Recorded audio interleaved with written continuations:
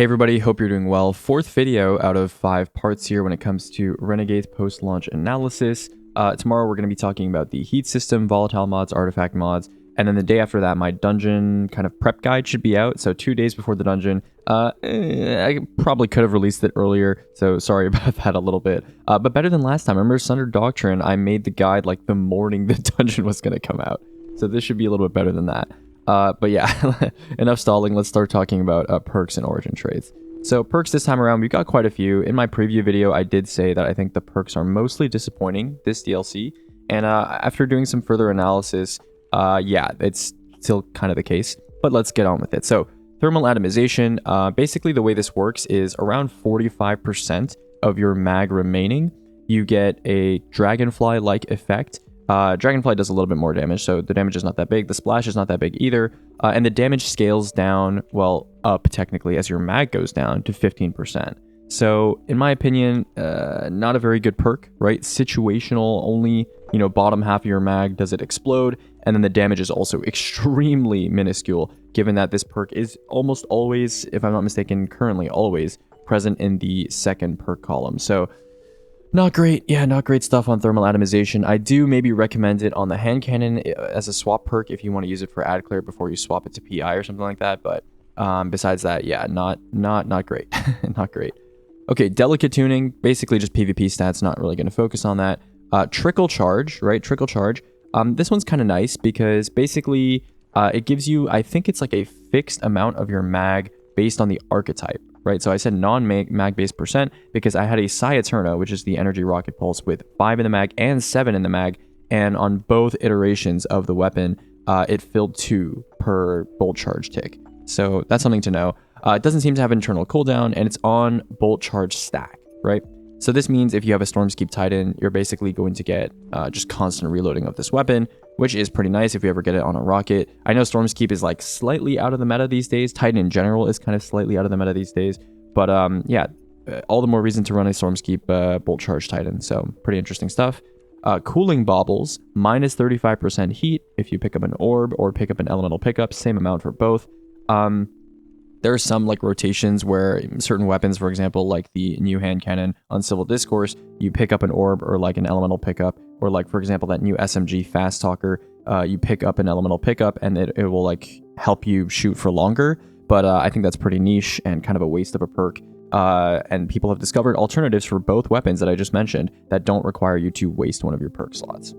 You have Meganeura. Meganeura, I did some testing. Basically, this is kind of like Dragonfly. I think the splash is maybe like a little bit smaller, but I think they're pretty similar. And at ×3, you do 45% more damage with the explosion than Dragonfly. The nice thing about Meganeura is that if it's on a machine gun or something like that, it's based on the number of prior crits, right? It's not necessarily kills, right? It's just on crits, which is pretty nice, which means if you're killing an ad at like -30, you're probably going to crit it multiple times before killing it, and then the resultant explosion will be just better than Dragonfly, better than most splash perks. So it's basically like a stand-in replacement, in my opinion, to a lot of classic splash perks like Dragonfly, Firefly, Chain Reaction, etc. Does a fairly significant amount of damage. Okay. Adhesive Ordinance, the way this works is after you pick up a brick, you get 2.2 times damage for 1 shot. And I don't mean the shot itself gets buffed. There's a missile component that gets added. So even if you miss entirely, a missile will come out of your crosshair and go wherever you aimed. And that missile component, it does 120% of your original damage. And according to Mossy Max, the full radius of the blast of this missile component has very, very advantageous fall off, right? So even the edges of the blast will take quite a lot of damage. And it does seem to scale with everything from radiant to surges to whatnot, okay? Butterfly, the way this works is if you ADS, kind of like box breathing for that long window, you get an explosion on your next kill. From what I've been told, the explosion kind of sucks and doesn't do a lot of damage. I haven't been able to get a good shout, so the Void Heavy Crossbow with this perk, but I asked some people in my chat to test it out, and they were quite disappointed, needless to say. So even if the explosion was pretty good, I don't think a perk like this really has too much application in endgame content, so regardless, not going to really focus on it too much. Stopping Power scales up to 15% more damage to low health targets, unknown stagger effect. So yeah, I basically tested this on just low health targets in the shooting range. When they're 1 HP, it does like 15% more damage, and it does tend to be in the column that's not the second column, so it is technically a double damage perk, and maybe on bosses, you know, for Final Stand or something, it could be good, but really we need better weapons with this perk to really say more about it. And of course, there are double damage perk weapons, like, you know, the new Dungeon Sniper with Vorpal Bait, that don't require a target to be low health to have a double damage perk. So yeah, not that great. All-Star, 15% more damage for 10 seconds. This honestly, like, given that you, first of all, both heavy and special give it 10 seconds from what I checked. So I don't know if they fixed this yet, but I assume not. It's supposed to give you more when you pick up heavy. So either it's supposed to be like heavy 10, special 5, or special 10 and heavy like 20 or something. I don't know. But 15% more damage for picking up a brick is pretty terrible, honestly. Especially given, you know, Adhesive Ordinance. That's like a lot more impressive. But like, yeah, 15% more damage, especially when it's like in the second column. That is horrible. Like Frenzy gives you 15% more damage, right? Like, that's pretty bad. The Supercharged Magazine, basically while you're amplified, you get a very slow fill of your mag. I had some people in chat who had a Horror's Lease with this perk, and they were amplified. They had like 42 in their mag, and they were telling me they got like 3 in the mag every second. So not enough to be like a rewind rounds kind of thing. In fact, rewind rounds is probably just better than this perk, to be honest. The special thing about this perk is that you can overflow to double your mag size if you have Speed Booster. When you Speed Booster, it kind of like fills your mag like that. However, I don't think that's also that relevant, because Speed Booster is kind of annoying to activate in Endgame, like, because you need to sprint for a while and not shoot for a while. So that's kind of whatever. And then Gutshot Straight, Div Bubble counts as body shot, 20% extra. So there was someone in my chat named Mr. McDoggo, shout out to him. He brought this to my attention. I believe he was the one that found this. He brought this to my attention, I believe, yesterday, and he told me, you know, Gutshot Straight is doing 20% more to Div Bubbles. Div Bubbles are counting as body shot. And I was like, that kind of sounds like waffle, right? And then a bunch of people tested it, and apparently it's true.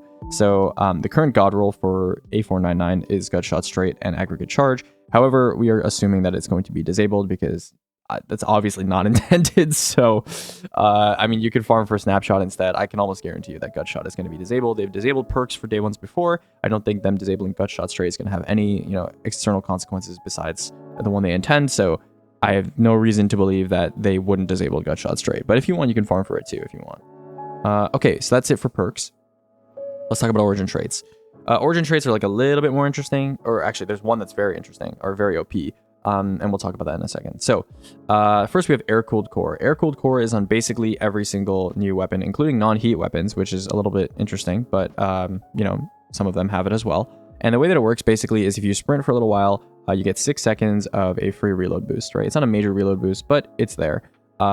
It doesn't help with your cooling efficiency or anything like that, like the name might imply. It's basically just for reload. So it speeds up your vent speed, which is nice. It's pretty easy to activate, and yeah, I don't know, it's just like a pretty meh origin trait, you know, easy to activate, but the effect is not that good. Imperial Allegiance, cooling / charge rate passive, high damage boost near allies. This is the dungeon origin trait, so we don't really know how good it's going to be. Just based on reading it though, already seems pretty decent, right? Because you're affecting cooling / charge rate, which are important things for heat weapons compared to just reload. And then you have high heat, damage boost near allies. So when you're at high heat near the bottom of your mag, you get a free damage boost near your allies. So basically a thermal atomization like effect, except for, you know, you don't need to waste a perk on it. So that's cool. Any free damage is good damage, right? And then you have Nail Meat Hammer, which helps your weapons do more damage to shields, and then also does mismatched ammo gen. So like primaries, you know, have more special ammo gen, I think, and then specials have more heavy ammo gen or something like that. So, you know, pretty decent potentially. We're going to need to measure how good it is, but certainly at least a mid-tier origin trait. Again, we don't have any weapons with this right now. There's some weapons in the API that have this origin trait that have not been released yet. Finally, we have the star of the show here today, which is Accelerated Assault. This is the shiny origin trait that you've been hearing about, and it's quite powerful. And the only way to get this origin trait is to have a shiny weapon drop. And so I remember someone in my chat was talking about this yesterday. Bungie said that shinies are just going to be a cosmetic thing to reward players and be like, yo, you know, this is something rare and like a trinket that you can have. And now they have made it so that it is objectively a better version of the weapon. In fact, they removed tier 5s being super necessary, and you know, some people were complaining about that, some people were happy about that, whatever, right? They removed tier 5s being necessary because 2% increase the damage.